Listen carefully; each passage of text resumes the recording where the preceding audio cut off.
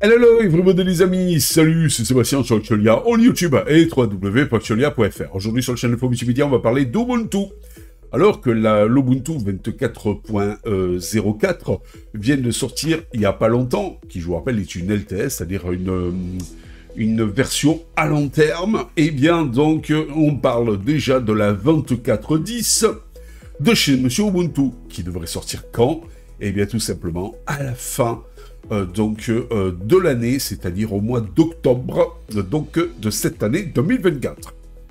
Mais alors pourquoi je veux vous parler de Ubuntu 24.10? Eh bien parce que Ubuntu 24.10, Wayland par défaut, donc devrait proposer Wayland par défaut pour les utilisateurs de Nvidia. Je ne sais pas si vous le saviez, mais apparemment, donc il y avait des soucis avec Wayland, et les utilisateurs de Nvidia, c'est-à-dire de cartes graphiques Nvidia. Eh bien, donc, apparemment, cela va être corrigé dans la 24.10. Ça, c'est bien sympa. Une étape importante, donc, pour l'adoption de Wayland sur Linux. Après des années de dépendance à Xorg, ce vieillissant gestionnaire graphique Xorg, les utilisateurs de cartes graphiques Nvidia sur Ubuntu vont enfin pouvoir profiter du tout nouveau, enfin nouveau entre guillemets, mais plus récent Wayland par défaut. Si vous ne savez pas ce que c'est Xorg ou X11 et Wayland, vous avez donc en fait une vidéo qui vous explique tout ça sur Axiolia. Ce changement majeur donc est prévu pour la version 24.10 du système d'exploitation, attendu donc, comme je vous l'expliquais tout à l'heure, en octobre 2024. Un choix mûrement réfléchi, car ce basculement vers Wayland n'est pas anodin. Il marque l'aboutissement d'un long processus d'amélioration de la prise en charge de Wayland par les pilotes Nvidia. En effet, si Wayland est le protocole d'affichage par défaut sur Linux depuis plusieurs années, il présentait auparavant des limitations vis-à-vis des cartes Nvidia, nécessitant souvent donc de retourner sur Xorg si jamais vous étiez donc sur Wayland. C'est terminé. Les efforts donc conjoints de la communauté Linux et de Monsieur Nvidia ont permis d'améliorer considérablement la situation. Vous voyez, c'est quand même assez sympa, des fois vous avez des, comme ça, efforts conjoints entre une communauté open source, libre, Linux, et Nvidia, qu'il faut dire ce qui est une société, donc, eh bien, capitaliste propriétaire. Mais vous voyez qu'on peut avoir comme ça, eh bien, des efforts conjoints, des partenariats, on va dire, entre guillemets, et ça a permis justement, vous voyez, cette bonne entente entre les différents acteurs ont permis d'améliorer considérablement la situation. La prise en charge donc de Wayland pour les pilotes Nvidia est désormais mature et stable pour la plupart des cas d'utilisation. Des avantages concrets pour les utilisateurs. Ben oui, l'avantage c'est qu'au final, bien l'utilisateur pourra donc bénéficier de Wayland et de sa carte Nvidia chez Monsieur Ubuntu. L'adoption de Wayland par défaut pour les utilisateurs de Nvidia sur Ubuntu 24.10 apporte plusieurs avantages. Des performances accumulées. Et oui, parce que ce nouveau gestionnaire graphique Wayland offre généralement des meilleures performances que le vieillissant Xorg, notamment en termes de fluidité et de réactivité. Et ça c'est cool quand même, non? Une sécurité renforcée. Wayland est considéré comme un protocole plus sécurisé que Xorg, notamment pour les risques d'attaque. Une meilleure intégration avec les environnements de bureaux modernes. Wayland est conçu pour fonctionner de manière plus fluide avec les environnements de bureaux modernes tels que GNOME et KDE Plasma. Une transition en douceur. Bien que Wayland soit désormais le choix par défaut, les utilisateurs de Nvidia auront toujours la possibilité de basculer vers Xorg s'ils le souhaitent. Cette flexibilité permet une transition en douceur, donc pour ceux qui pourraient rencontrer des problèmes de compatibilité avec Wayland encore. Mais d'après ce qu'on nous dit, d'après les dernières news, normalement, vous devriez plus avoir, ou pratiquement plus avoir de problèmes avec Wayland sur donc Ubuntu et les autres distributions de toute façon. Si vous avez bien sûr les dernières versions. Alors, sachant que après il faut que les logiciels derrière aussi s'adaptent. Parce que si vous utilisez un logiciel qui est trop basé, qui est encore bien basé sur Xorg et qui n'est pas compatible avec Wayland, eh ben là, c'est pas la faute de Wayland lui-même, pourquoi votre logiciel ne fonctionnera pas, mais ce sera la faute du logiciel et de l'éditeur, la personne qui crée le logiciel, qui faudra qu'il fasse une version donc qui fonctionne avec Monsieur Wayland. Voilà.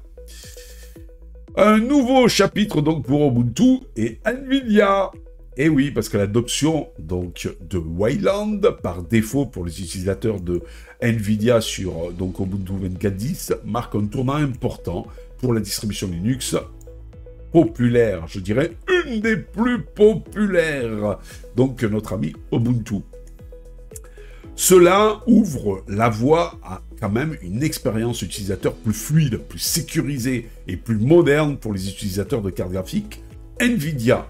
Et pas que, même si vous êtes sur une carte graphique AMD ou si vous êtes sur une carte graphique Intel ou un chipset Intel, eh bien vous aurez carrément, malgré tout, eh bien, plus de fluidité, plus de sécurité, donc avec Wayland. Quelque part, c'est l'avenir de Linux. En résumé, voici les points clés à retenir. Ubuntu 24.10 utilisera donc Wayland par défaut pour les utilisateurs de cartes graphiques NVIDIA.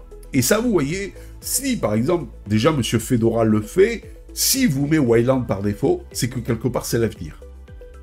Voilà, alors il y a encore les réfractaires, comme moi, il n'y a pas si longtemps que ça, qui disaient non, je ne veux pas entendre parler de Wayland.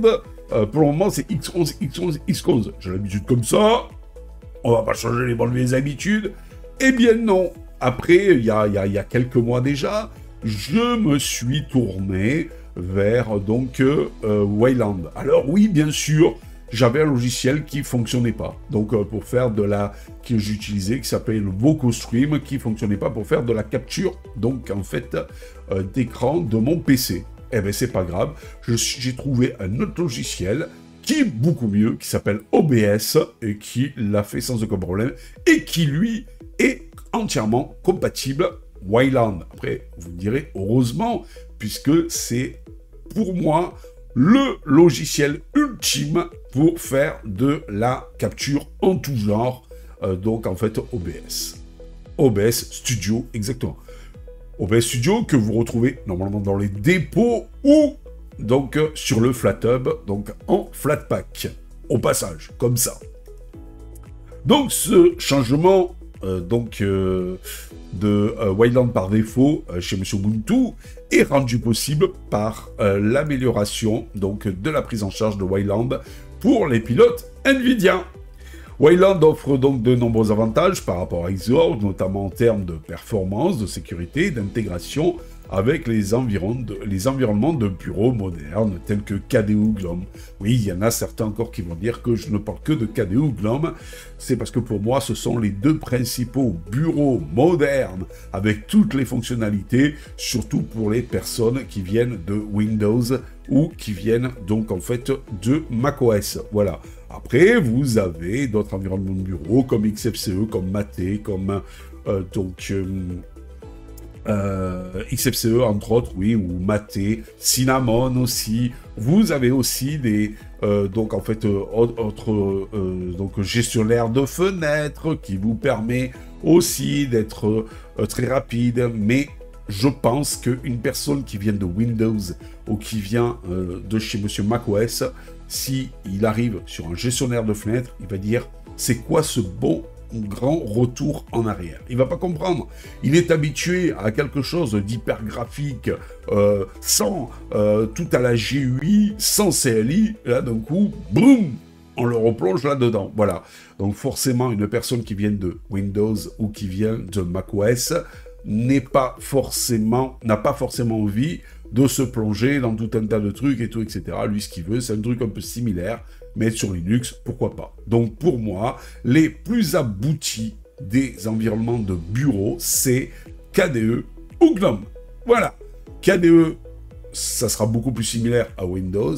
GNOME, un peu plus similaire à macOS. Mais attention, KDE comme GNOME n'ont rien à voir avec Windows ou macOS. C'est toute une autre gestion, donc en fait, de votre ordinateur, une autre gestion de vos données, une autre gestion, enfin, des manipulations différentes et tout, dans certains cas et tout. Mais voilà, pour moi, GNOME KDE, donc en fait, t'embête certains ou pas, pour moi, c'est les deux plus aboutis, les deux plus vieux et les deux plus... des environnements de bureau, attention, hein, je parle d'environnement de bureau, c'est les deux plus vieux et les deux plus aboutis. Voilà. Revenons à nos moutons. Donc, les utilisateurs donc, pourront toujours basculer sur Xorg s'ils le souhaitent. L'arrivée de Wayland par défaut pour les utilisateurs de NVIDIA sur Ubuntu 24.10 est une excellente nouvelle pour ceux qui utilisent des cartes graphiques NVIDIA sous Linux. Cette décision devrait contribuer à améliorer l'expérience globale des utilisateurs et à simplifier la gestion des pilotes graphiques. Moi, ça me rappelle un truc. À un moment donné, je me rappellerai toujours, il y avait le pilote NVIDIA qui avait planté parce qu'il n'avait pas été mis à jour par rapport aux dernières versions, je crois, du noyau ou un truc comme ça.